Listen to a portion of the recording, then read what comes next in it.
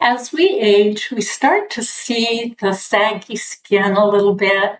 We start seeing fine lines creep into our face. And we start feeling those little aches and pains in our joints. And those are all things that we kind of expect. But today I want to talk about the things that actually shocked me when I started going through them. When I turned 70, I started noticing a significant change in my body.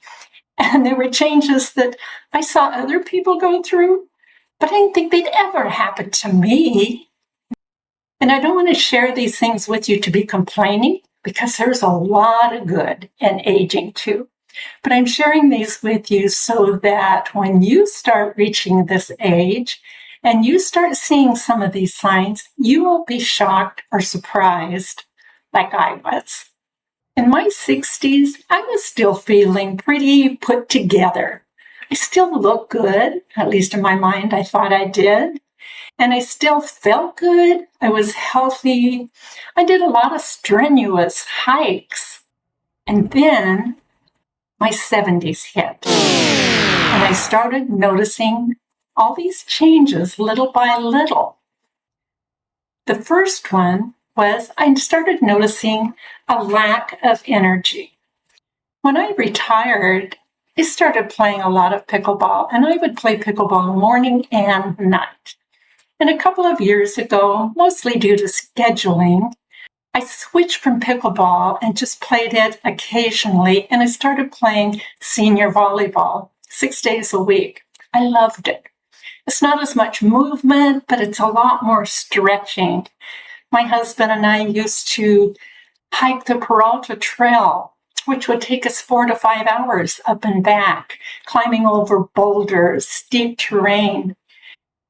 And we loved it. But now, when I reached my 70s, I started noticing, I don't think I want to do that hike again. I really prefer to opt for the easy paths. Maybe a little hilly, but nothing steep, nothing strenuous. A few years back, I started noticing when I was hiking with my grandson one time, and it was pretty steep terrain, that my heartbeat would just start pounding and pounding, and I didn't like that feeling, and I wanted to just sit and rest a while. Bless his heart, I told him, go ahead without me, and he says, no, I'll wait for you, Grandma. And so after a few minutes of just resting, my heart rate came back down, and we completed the hike. But I think that was the turning point for me. I started realizing that hiking is all about the journey, being out there in nature. The second reality that I faced in my 70s was realizing how thin my hair was getting. When I was younger, and even into my 60s pretty much, I had really thick hair. And if I went over to the coast where the humidity was high, I'd look like a lion's mane. My hair would be out here like this. But it was really when I hit about 70 that I started noticing the thinning in my hair, and especially so in the last couple of years. I genetically have a high forehead anyway, and I started really getting thin in the bangs and on the forehead there. My forehead was getting higher and higher. But I started doing a bunch of research from some clinics about hair loss. I decided to start trying out the minoxidil. And at 4 months, I did see new hair growth. And at 6 months, significant change.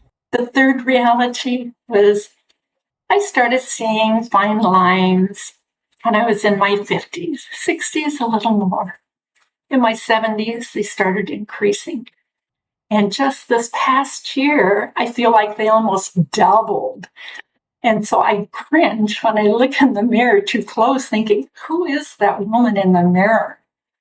I tried using retinol, but for me, I should have started it 30 years ago, not waiting until those fine lines got defined a little more as wrinkles.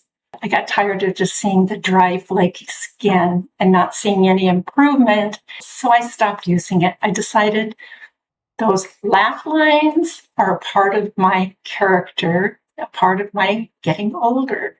I'm okay with that. Reality number 4. I didn't notice it on me so much, but about a year ago, my sister, who was 2 years younger than me, had to have surgery on her eyelid for drooping eyelids. And it started making me realize mine were getting that way. And they say that if it gets too bad, then it'll start affecting your vision. And at nighttime, my eyes can be kind of blurry, and I'll find that I'm kind of raising my eyebrows, trying to open my eyelids a little more so that I can see a little clearer. So I did make an appointment with an eye doctor, although it's 6 months out. Doctors are so hard to get into these days. I figured it was okay to schedule an appointment 6 months out. Reality number 5. Almost everybody over the age of 50 have some form of cataracts. And as we start aging, those cataracts can get worse and worse. And some might not ever get to the point that you need surgery. I had cataract surgery about 2 years ago. This fall will be 2 years. And it was amazing. I had been wearing glasses for at least 30 years. And after I had the cataract surgery, my distance vision is 20/20. I do have to use glasses to see up close or to use the computer.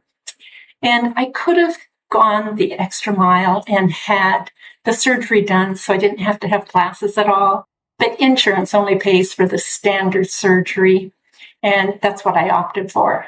I'd been wearing glasses for 30 years, so I'm okay with wearing these glasses when I need to read or see my computer. All these realities of getting older sound like a terrible thing, but the joys of my life have far outweighed any of the harsh realities of getting older. In my 75 years, I've watched 4 sons grow up, get married, have children of their own. I've watched grandchildren growing up, get married. I even have some great-grandchildren that have arrived in recent years. And in my 75 years, I've seen the world changing. I saw, when I was very young, the first satellite be sent up orbited into space. I saw Apollo 11 land on the moon. I watched TV change from black and white to color. I've watched music change from records to cassettes to CDs and now streaming on my phone. I've watched the computer be invented, the internet come along, the World Wide Web established. I've seen telephones go from rotary dial to mobile phones, to cell phones, to now these smartphones that are replacing cameras. And the big thing that I love now is my 4 sons live in 3 different states, miles away from me. And I can enjoy visually seeing them when we FaceTime on our telephones.